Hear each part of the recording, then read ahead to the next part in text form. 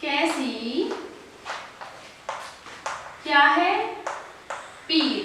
देखिए, जब जब मैं हिमालय को देखती थी, कहीं हिमालय ऊंचा, कहीं नीचा, कहीं काला, कहीं सफेद बर्फ से ढका हुआ, तो ये सिकुड़न के समान। सिकुड़न कैसी होती है? उठी हुई और गिरी हुई। ठीक है, देखिए इस अवस्था को हम सिकुड़न कहते हैं। ठीक है, मानो कोई चीज सिकुड़ गई हो तो कहीं से उठ जाती है, कहीं से गिर जाती है। ठीक है, तो कहते हैं ये धरती की सिकुड़न के समान। ये क्या है?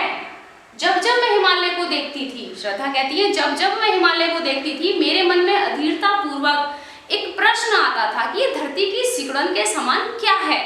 क्या ये धरती की कोई पीर है, कोई समस्या है धरती की, धरती का कोई कष्ट है? ये जानने की मेरे अंदर इच्छा उत्पन्न हुई। और जब ऐसी इच्छा मेरे उत्पन्न हुई तो इस इच्छा के आगे मैं हार गई और मेरे कदम इसकी ओर बढ़ गए। ठीक है, फिर से देख लीजिए एक बार, फिर हम चलते हैं अगले पदों की ओर। भरा था मन में नव उत्साह, सीख लूं ललित कला का ज्ञान, इधर रह गंधर्वों के देश, पिता की प्यारी हूँ संतान। कहते हैं मेरे मन में एक नव उत्साह भरा हुआ था कि मैं ललित कलाओं का ज्ञान सीख लूं, इधर गंधर्वों के देश में रहने वाली मैं अपने पिता की प्रिय संतान हूँ।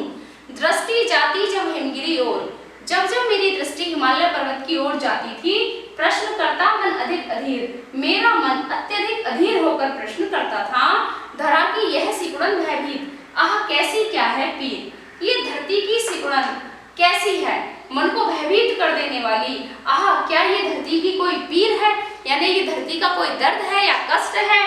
ये सब जानने की इच्छा मेरे अंदर उत्पन्न हुई। फिर देखिए क्या हुआ जब ये इच्छा उत्पन्न हुई श्रद्धा के अंदर।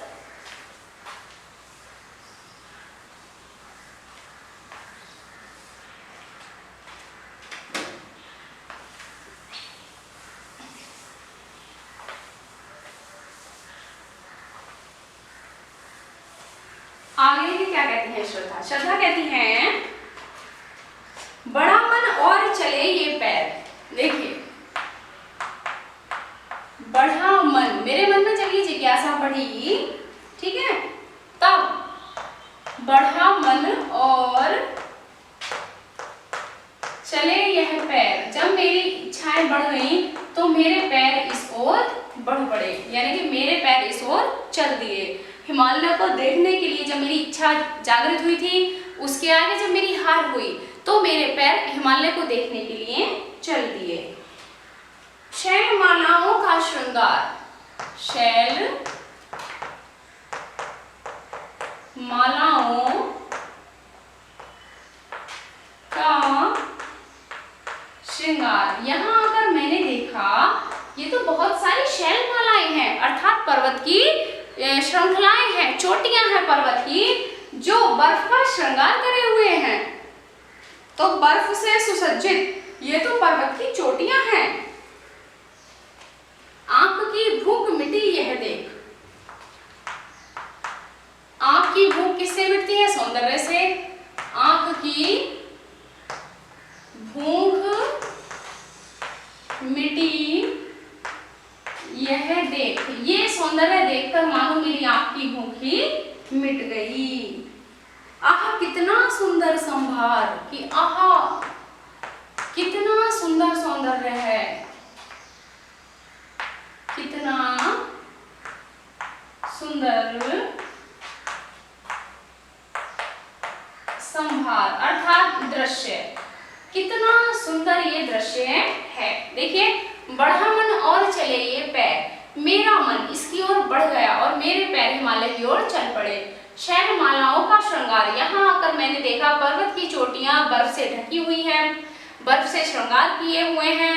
आंख की भूख मिटी यह देख, इस सौंदर्य को देखकर मानो मेरी आंखों की भूख ही मिट गई। आह कितना सुंदर संभार के, ओहो कितना सुंदर ये दृश्य है। मुझे ये दृश्य बहुत ही सुंदर लगा। यहाँ देखा कुछ बलि का अन्न। अब वो आगे बताती है, यहाँ देखा कुछ बलि का अन्न। बलि कहते हैं बच्चों, हम अपने भोजन में से जो कुछ भोजन दूसरे प्राणियों के लिए दान दे देते हैं, अथवा कच्चा अन्न जो हम किसी पशु पक्षी के लिए दान दे देते हैं, वो बलि का अन्न कहलाता है।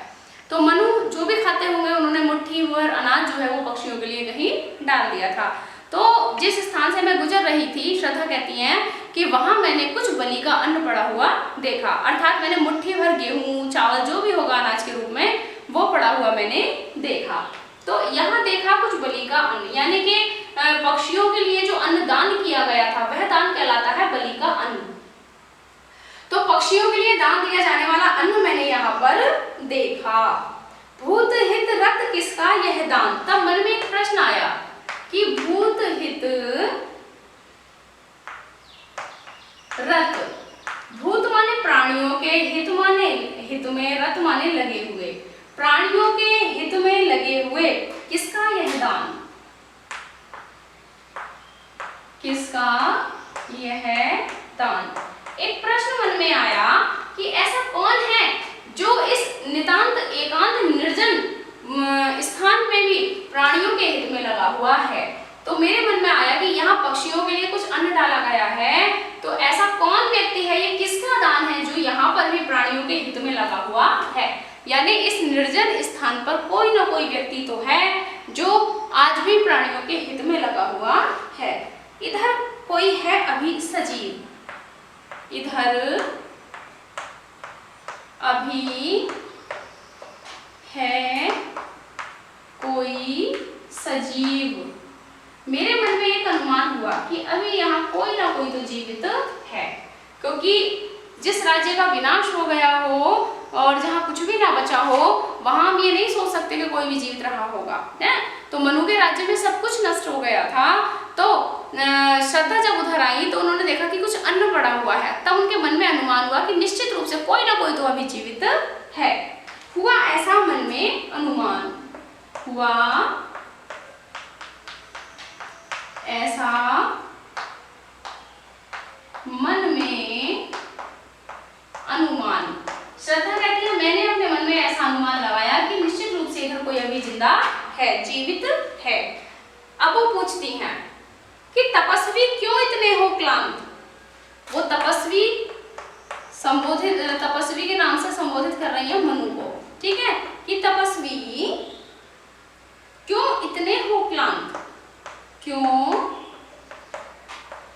इतने हो क्लांत। क्लांत माने व्याकुल, कि हे तपस्वी तुम इतने व्याकुल क्यों हो। वेदना का यह कैसा वेग, वेदना का यह कैसा वेग, कि तुम्हारे अंदर ये वेदना का कैसा वेग है, तुम्हारे अंदर ये वेदना क्यों है, ये दुख क्यों है।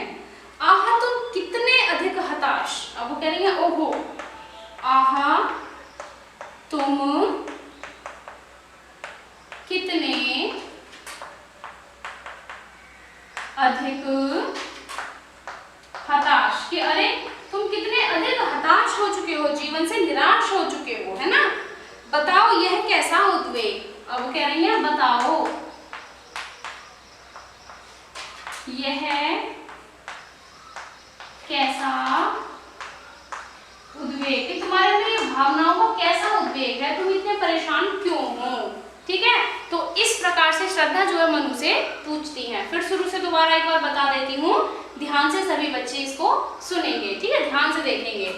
बढ़ा मन और चले ये पैर, शैल मालाओं का श्रृंगार, आंख की भूख मिटी यह देख, आह कितना सुंदर संभार।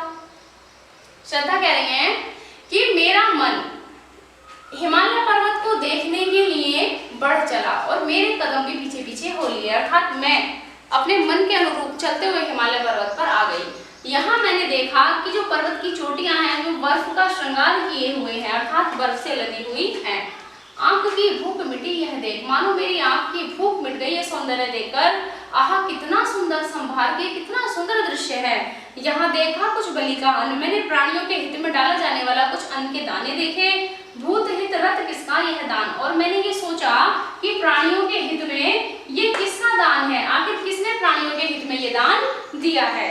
इधर अभी है कोई सजीव, हुआ ऐसा मन में अनुमान, मेरे मन में ये अनुमान हुआ कि निश्चित रूप से इधर अभी कोई जीवित है। तपस्वी क्यों इतने हो क्लांत, अब वो पूछ रहे हैं कि हे तपस्वी तुम इतने ज्यादा, क्लांत माने परेशान क्यों हो। वेदना का ये कैसा वेग, तुम्हारे अंदर ये किस प्रकार की वेदना है, वेदना का कैसा आवेग है, अर्थात कैसा दुख है तुम्हारे अंदर। तुम कितने अधिक हताश, कि तुम इतने अधिक निराश क्यों हो जीवन से, बताओ ये कैसा उद्वेग, ये तुम्हारे अंदर उद्वेग क्यों है, ये दुख इतना ज्यादा तुम्हारे अंदर क्यों है, अर्थात किस कारण से तुम इतने ज्यादा परेशान दिखाई देते हो। तो इस प्रकार से श्रद्धा मनु से उनके दुख के विषय में पूछ रही हैं। देखिए अब आगे और क्या बातचीत करती हैं।